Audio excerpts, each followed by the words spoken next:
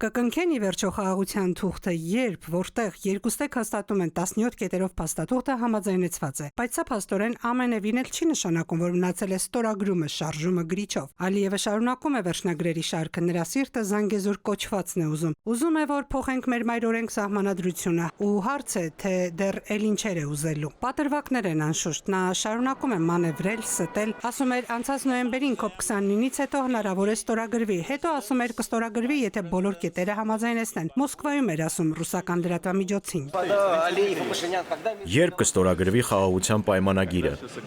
Երբ ամբողջը համաձայնեցվի։ ԱՄՆ նախագահի անվտանգության հարցերի խորհրդական Մայքլ Ուոլթսը զանգել է Բաքու խոսել Ալիևի օգնական Հաջիևի հետ։ Նույն օրը, երբ Բաքուն կեղծ լուրեր էր տարածում, թե հայկական կողմից կրակել են։ Հայաստանի պաշտպանության նախարարությունը ռեժիմով օրվա մեջ 3 անգամ հերքեց։ Ինչ է խոսել Ուոլթսը Հաջիևի հետ։ Ես նրան ասացի, որ այժմ մենք պետք է վերջնական հանգրվանին հասցնենք այդ խաղաղության գործարքը, ազատ արձակենք բանտարկյալներին եւ միասին աշխատենք տարածաշրջանը ավելի անվտանգ եւ բարգավաճ դարձնելու ուղղությամբ։ Ամերիկայի ոսկե դարը խաղաղություն եւ բարգավաճում կբերի աշխարհին եւ մենք չենք դադարի աշխատել, մինչեւ դա տեղի ունենա։ Աշխարհն ակտիվացավ, երբ իմացավ ի վերջո համաձայնություն կա,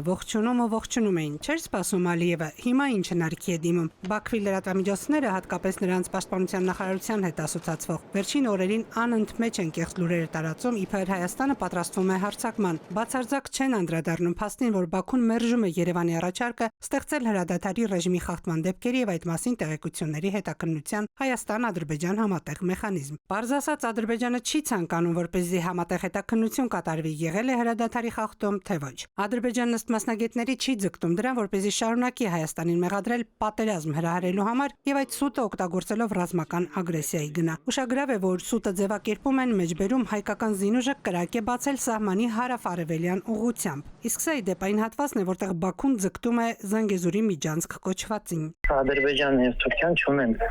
նպատակ Հայաստանի հետ ունենալ խաղաղ հարաբերություններ, նորմալ հարաբերություններ, իրանց նպատակը Հայաստանը ոչնչացնելն է, թե իրենք դա կարող են հասնել այդ նպատակին ունենալով որը փաստաթուղթ, այդ փաստաթուղթը կստորագրեն։ Եթե այդ փաստաթուղթը իրանց սահմանափակելու, ապա չեն ստորագրելու ու արդեն հողի վրա են այդ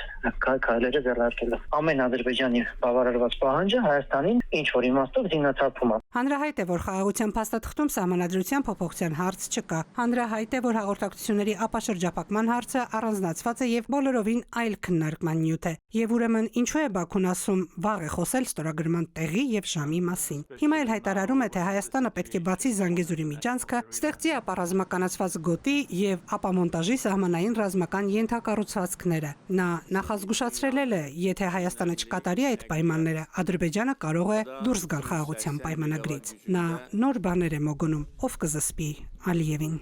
Սիրանուշ Մուրադյան, ժամը լրատվական։